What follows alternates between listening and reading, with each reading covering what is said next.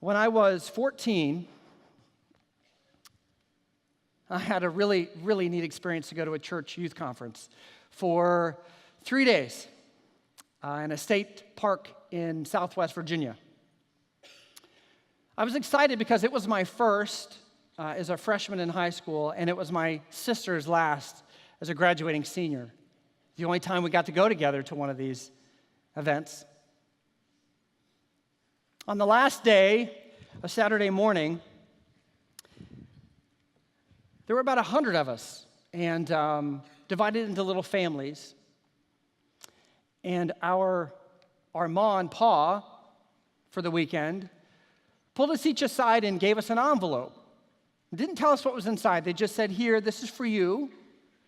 You're going to go hike off into this wooded area where you're not going to be able to see anyone. And if you can, you keep hiking. Go until you can't see a soul. Look at your watch. Open the envelope. Process the envelope. And then come back to our little home base.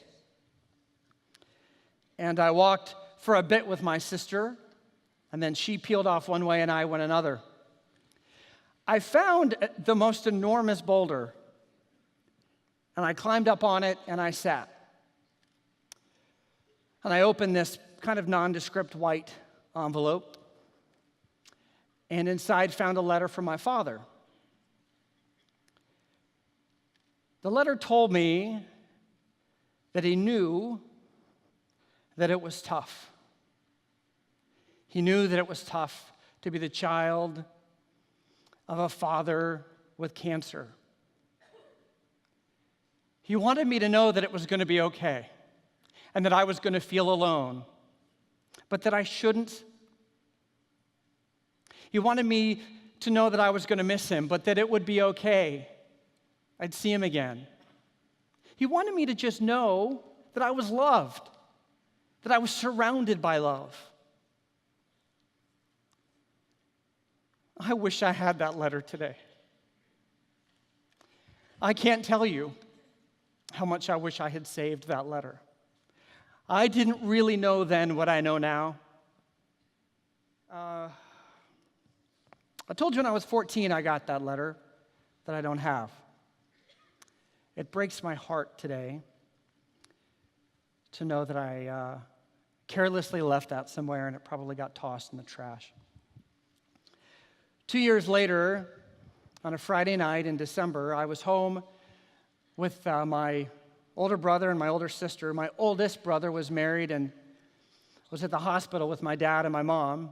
My dad was in for some tests before an exploratory surgery the next day to see what they could do about the cancer that had returned again. And the phone rang, and my oldest brother said, get in the car and get here as fast as you can. Dad's heart has stopped beating.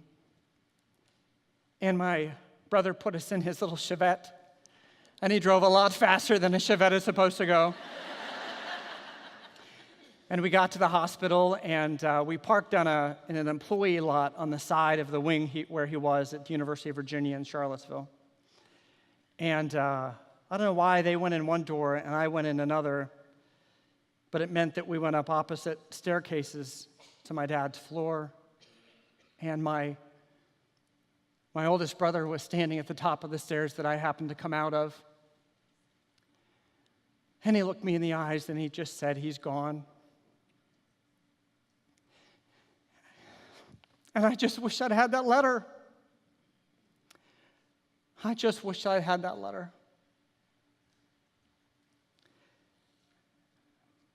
The holidays were tough, but we made it through. I had a loving family and a wonderful mother and wonderful siblings, a good support group at church.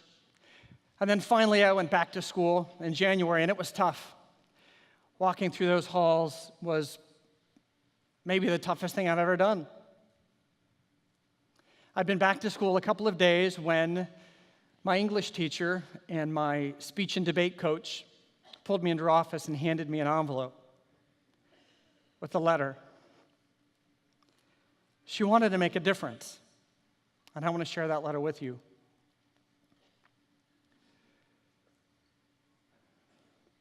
This week, as well as past weeks, has been tougher for you than anyone can imagine.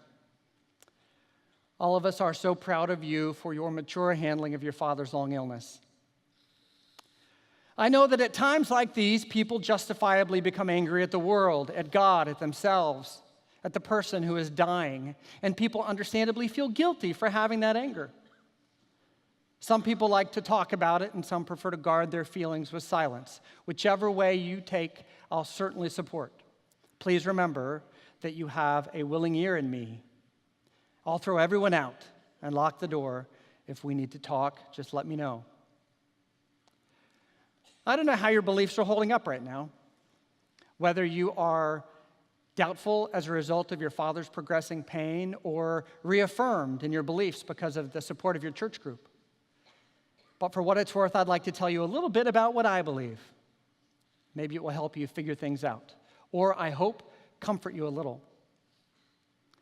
I believe that your father, at his death, will go to be with the angels in a place, heaven if you like, where he can continue to grow and to learn and every moment come closer to God.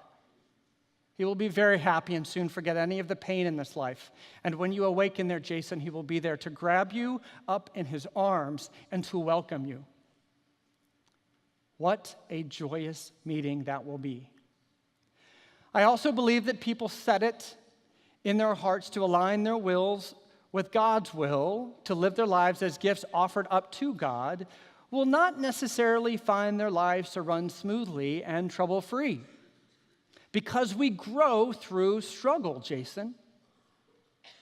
Getting through the next year and becoming emotionally whole again will be one of your great life tasks. I know you can see that underlined. Great life tasks. And God has given you the gift of loving friends and family members for you to go to when it seems too hard for you to handle alone. You will certainly succeed. And always remember, my dear, you are surrounded by love. Ladies and gentlemen, I've got that letter.